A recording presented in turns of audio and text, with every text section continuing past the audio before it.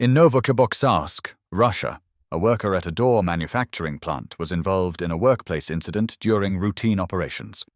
While preparing materials for production, the individual became trapped between a stack of panels and the feeding surface of a woodworking machine. Industrial environments with heavy panels or stacked materials require careful planning of storage and movement paths. Workers should maintain clear access to machines and avoid placing unsecured stacks near operating equipment. Materials must be stored at safe distances from feed surfaces to prevent them from shifting under force. Inside a factory yard, a crane was being used to lift a bundled stack of heavy metal pipes from a storage area for placement onto a truck bed for transport. During this process, a worker moved into the vicinity of the suspended load, positioning himself near the transfer path. While the load was still in the air, the lifting wires failed unexpectedly. The stack of pipes dropped directly downward and made contact with the worker.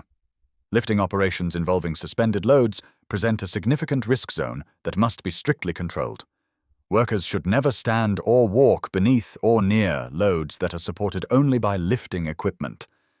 Maintaining separation between personnel and suspended loads is a fundamental control measure that helps prevent serious or fatal incidents during material handling activities.